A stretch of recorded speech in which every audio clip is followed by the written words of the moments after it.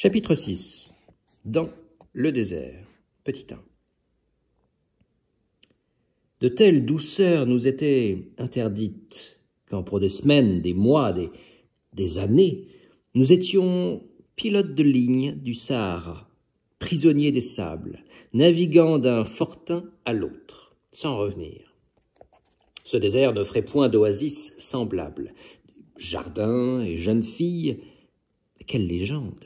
Bien sûr, très loin, là où notre travail une fois achevé nous pourrions revivre, 1000 jeunes filles nous attendaient.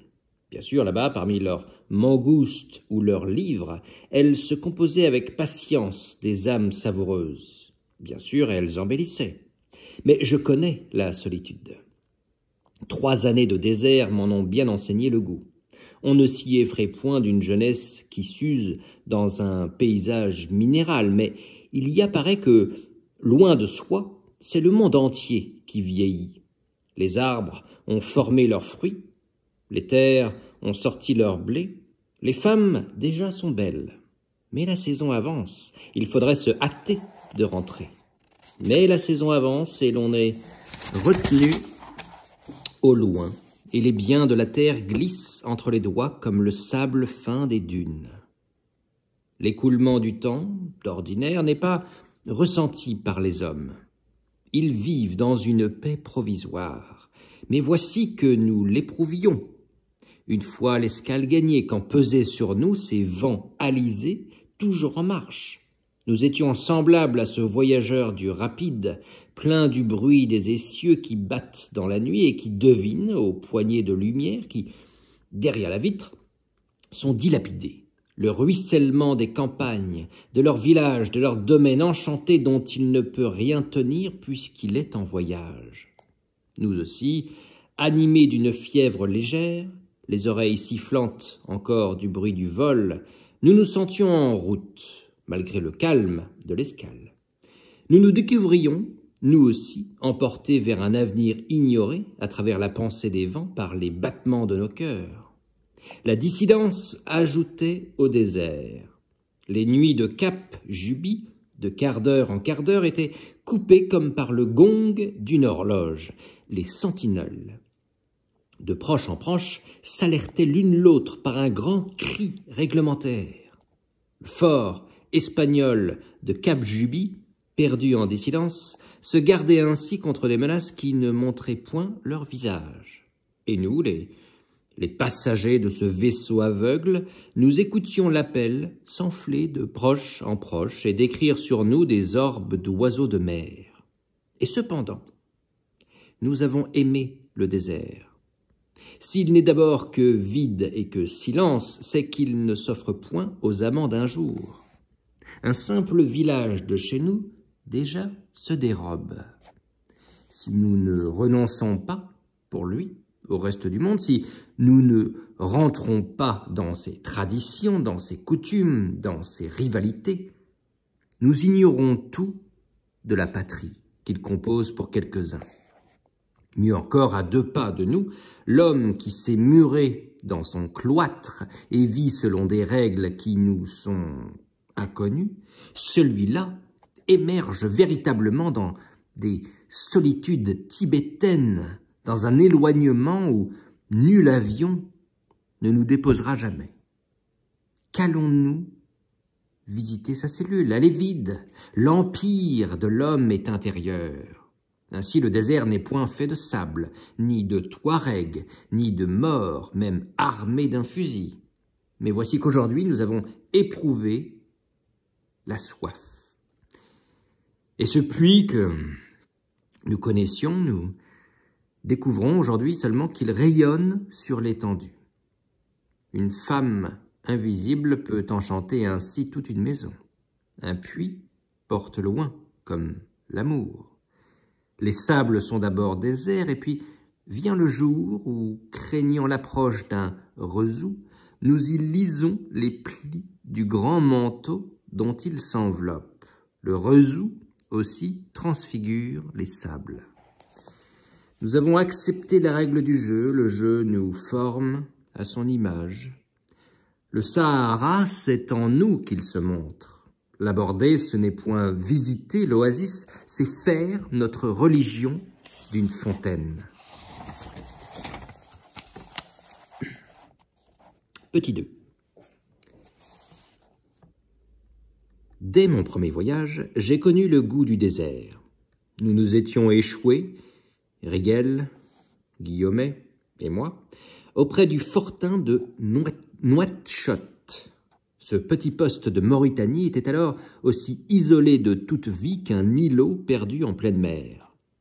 Un vieux sergent y vivait enfermé avec ses 15 Sénégalais. Il nous reçut comme des envoyés du ciel. Ah, ça me fait quelque chose de vous parler, c'est ça. Ah oui, ça me fait quelque chose, ah oui.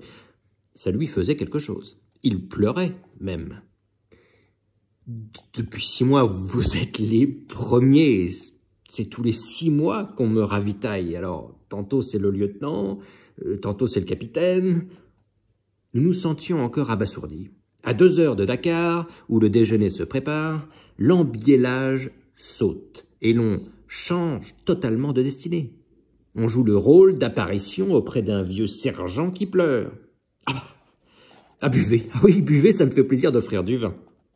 Pensez un peu, quand le capitaine est passé, je n'en avais plus pour le capitaine. J'ai raconté ça dans un livre, mais ce n'était point du roman. Il nous a dit, la dernière fois, je n'ai même pas pu trinquer et j'ai eu tellement honte que j'ai demandé ma relève. Trinquer un grand coup avec l'autre, qui saute à bas du Méhari, ruisselant de sueur. 6 mois durant, on avait vécu pour cette minute-là.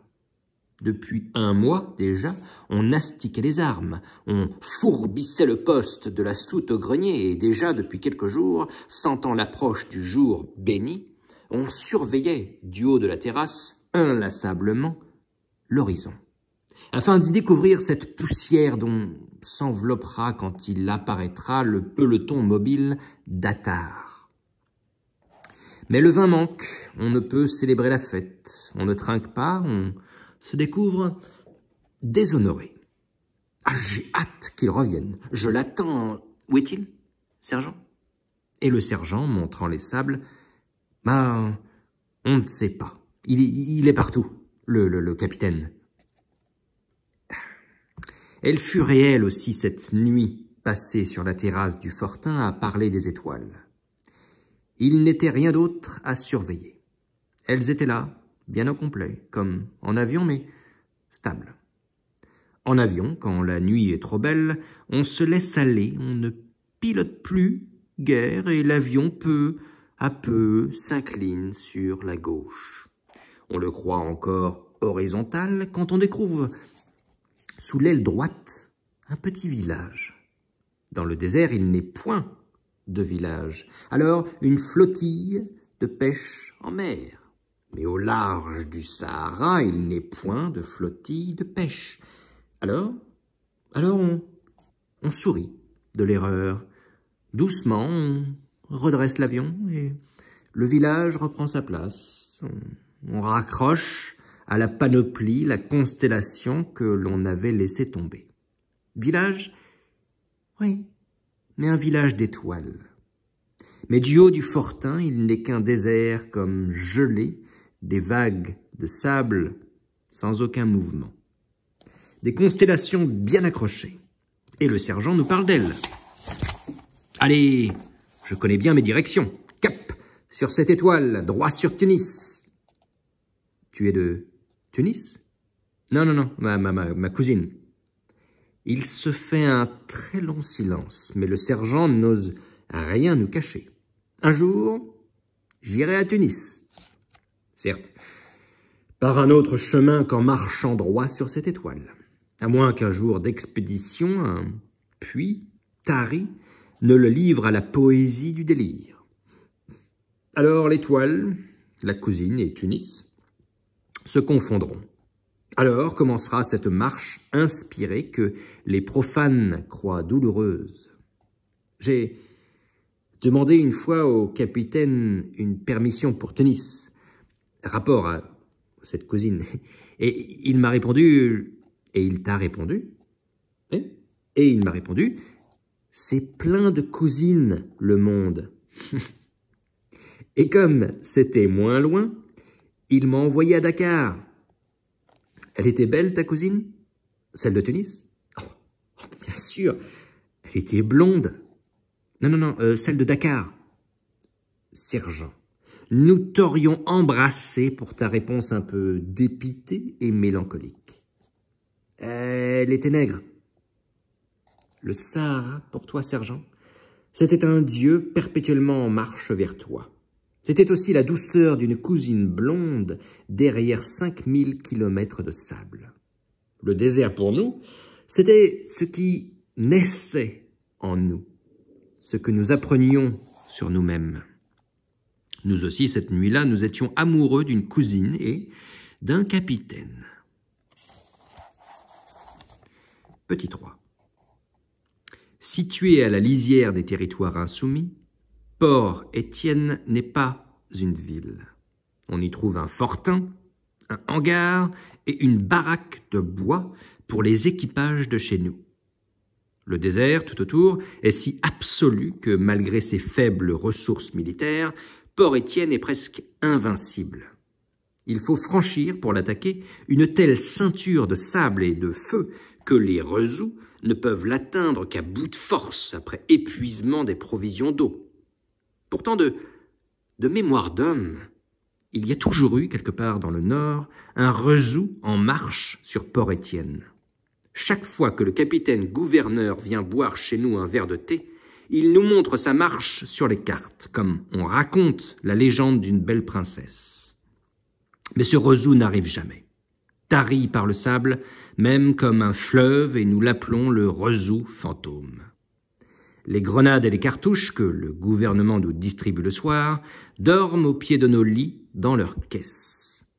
Et nous n'avons point à lutter contre d'autres ennemis que le silence, protégé avant tout par notre misère. Et Lucas, chef d'aéroport, fait nuit et jour tourner le gramophone qui, si loin de la vie, nous parle un langage à demi perdu et provoque une mélancolie sans objet qui ressemble curieusement à la soif. Ce soir, nous avons dîné au fortin et le capitaine gouverneur nous a fait admirer son jardin.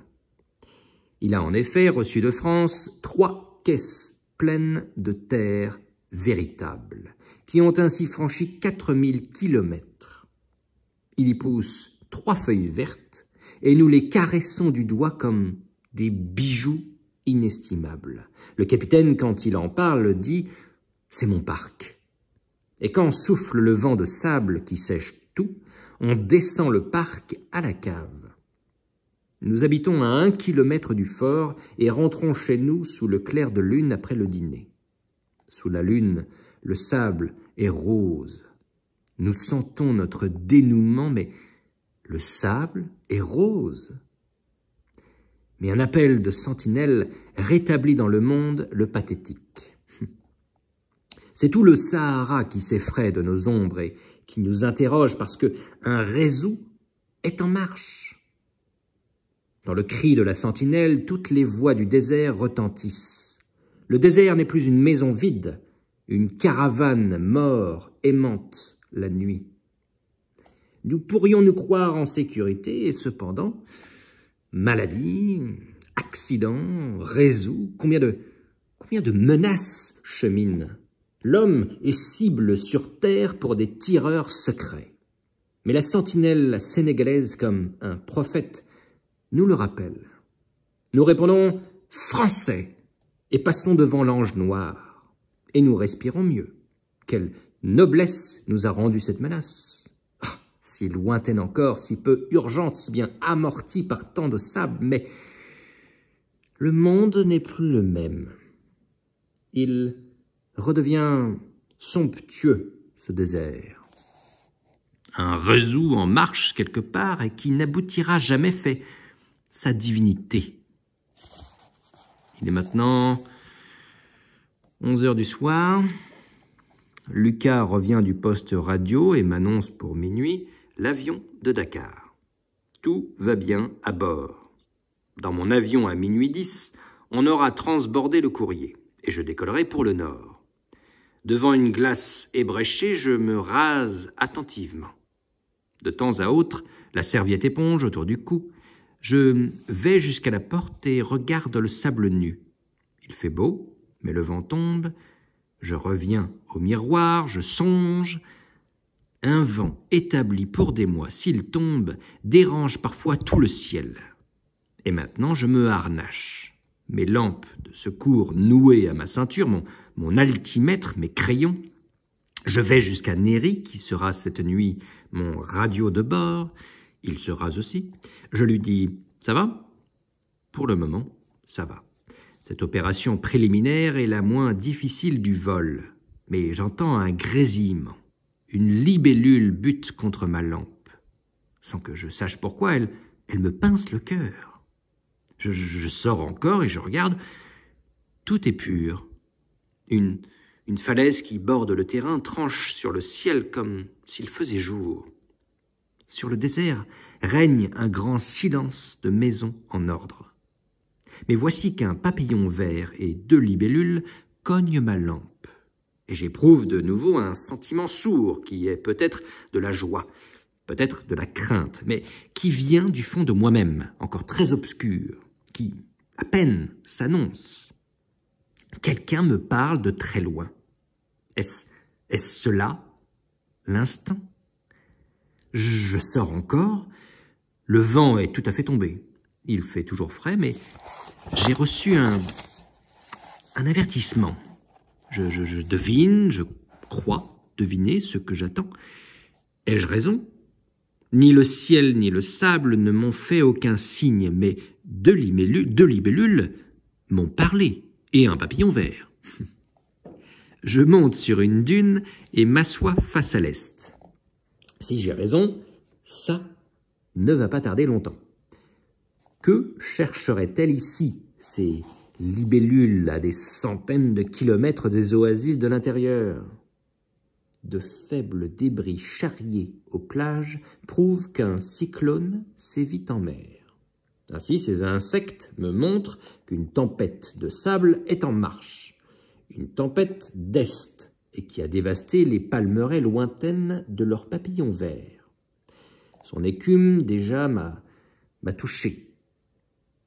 Et solennel, puisqu'il est une épreuve, et solennel, puisqu'il est une menace lourde, et solennel, puisqu'il contient une tempête, le vent d'est monte. C'est à peine si m'atteint son faible soupir. Je suis la borne extrême que lèche la vague. À 20 mètres derrière moi, aucune toile n'eût remué.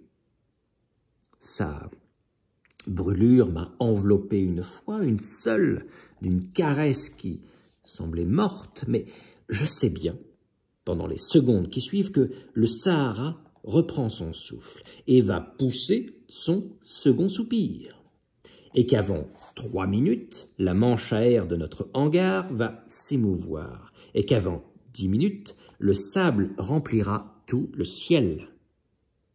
Tout à l'heure, nous décollerons dans ce feu, ce retour de flamme du désert. Mais ce n'est pas ce qui m'émeut.